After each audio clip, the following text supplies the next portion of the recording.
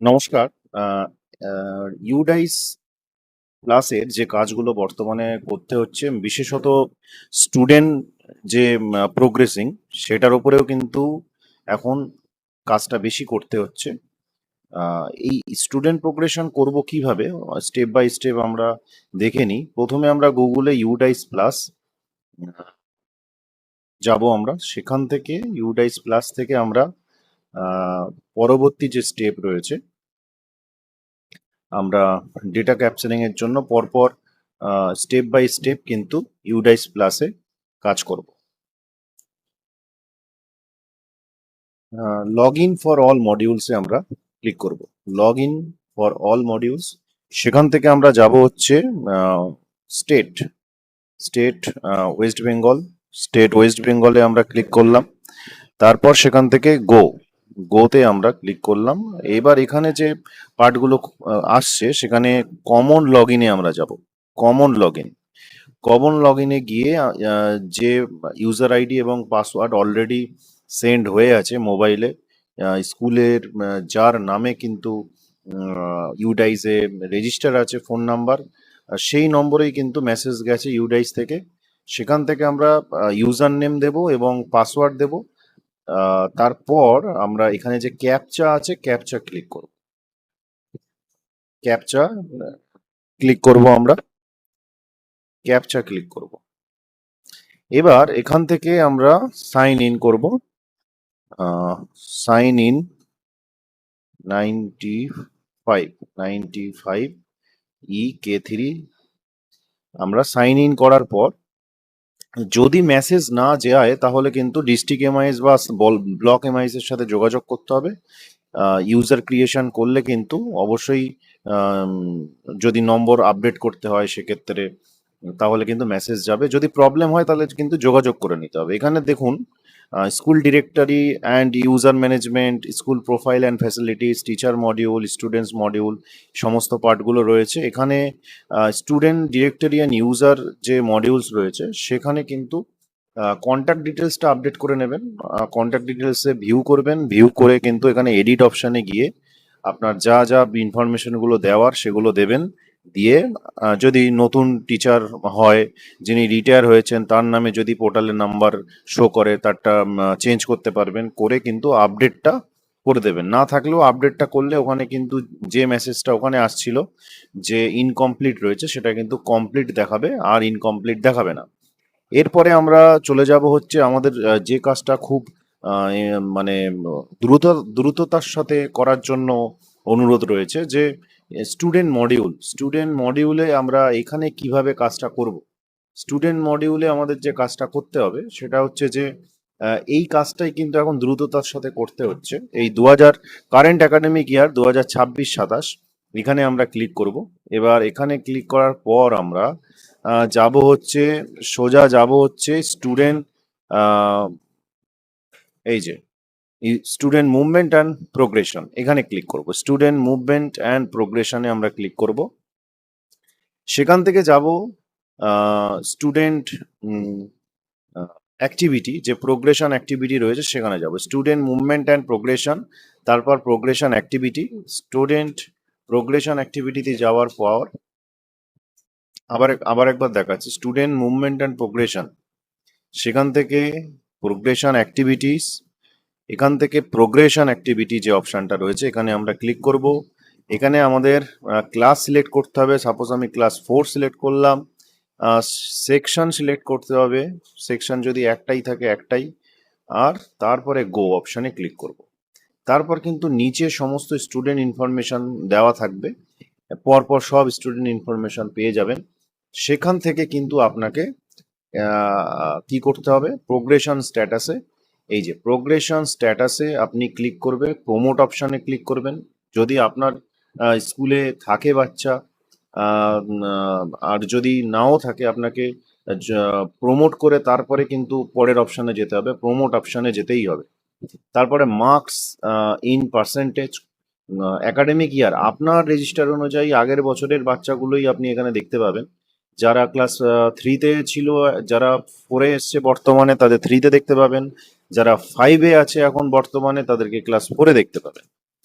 সেই বাচ্চাটা আপনার স্কুলে গত বছরে কত পার্সেন্টেজ ছিল, হ্যাঁ, নম্বর, তার মার্কস, তারপর স্টুডেন্ট ডেইলি অ্যাটেন্ডেন্স তার কত জানুয়ারি থেকে ডিসেম্বর পর্যন্ত আগের একাডেমিক ইয়ারে। তারপর আপনার এখানে স্কুলিং স্ট্যাটাসটা এখানে দিতে হবে। স্কুলিং স্ট্যাটাস বলতে এই জায়গাটায় হচ্ছে যে যদি স্টার্টিং ইন সেম স্কুল থাকে তো এখানে ক্লিক করবেন, পরের অপশনটা আর কিচ্ছু করতে হবে না। যদি আপনার এখানে আপনার স্কুল ছেড়ে অন্য স্কুলে চলে যায় তাহলে left school with TC, without টিসিতে ক্লিক করবেন। এবার রিজন ফর লিভিং স্কুল, এই কি রিজন আছে, ফ্যামিলি রিকলেশন বা ট্রান্সফার, নাকি আপনার ডিস্টেন্স ফ্রম রেসিডেন্স, নাকি unavailability of streams medium subjects, নাকি better academic opportunities, government private school transfer, other unknown reasons যদি থাকে, কি রিজনে আপনার স্কুল থেকে অন্য স্কুলে গেছে সেটা সিলেক্ট করবেন। তারপর আপনি পরের কাজ করবেন। আর যদি না থাকে তাহলে কিন্তু স্টার্টিং ইন সেম স্কুলে ক্লিক করবেন। আর এই যে আপডেট অপশানে তারপর সমস্ত এই পার্টগুলো হয়ে গেলে আপডেট অপশানে ক্লিক করবেন। আপডেট অপশানে ক্লিক করলেই কিন্তু এই যে পেন্ডিং লেখাটা দেখতে পাচ্ছেন, এই পেন্ডিং লেখাটা আর থাকবে না। এখানে কিন্তু ডান লেখা থাকবে, অর্থাৎ এখানে চলে আসবে গ্রিন কালারের ডান লেখা।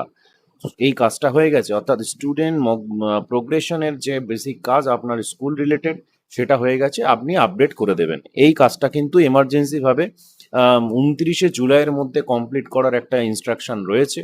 এছাড়া আপনি এখানে ড্রপ বক্সে আপনার স্কুলের ড্রপ বক্স, যদি কোনো স্টুডেন্টকে ড্রপ বক্সে পাঠায় সেটা দেখতে পাবেন। এছাড়া আপনার ট্রান্সফারের ক্ষেত্রে পেন নাম্বার ইউজ করে ট্রান্সফার করা, আপনার সেন্ট্রাল ট্রান্সফার, অনেক সময় সেন্ট্রাল গভর্নমেন্টের অনেক স্কুলে যখন ভর্তি অ্যাডমিশন নেয় তখন সেক্ষেত্রে তাদের পেন নাম্বার প্রয়োজন হয়। এবার আপনি এখান থেকে আপনার যেহেতু সেন্ট্রালি এখন কাজ চলবে ডাইসে, থ্রু আউট দ্য ইয়ারই কাজ চলবে, বাংলা শিক্ষা যেমনভাবে কাজ চলেছে এখন, এই ইউডাইস রিলেটেড সমস্ত কাজ কিন্তু আমাদের রানিং হলো এবং এখন থেকে টোটাল কাজটা কিন্তু ইউডাইস প্লাসেই হবে। এবং সমস্ত ধরনের স্টুডেন্ট রিলেটেড কাজ কিন্তু অলরেডি শুরু হয়ে গেছে। তো এই যে স্টুডেন্ট প্রোগ্রেশনের যে কাজটা, অন্যান্য যে কেন্দ্রীয় বিদ্যালয় সংগঠন বা অন্যান্য জায়গায় তাদের কাজ কিন্তু 100%ই ক্লিয়ার হয়ে রয়েছে। এই একাডেমিক সেশনের কাজ আমাদের ওয়েস্ট বেঙ্গলে কাজটা যেহেতু সবে রানিং হয়েছে, আপনার স্কুল রিলেটেড যে কাজটা আছে যতটা দ্রুত সম্ভব হয় সেইটু করার জন্য অনুরোধ রইল।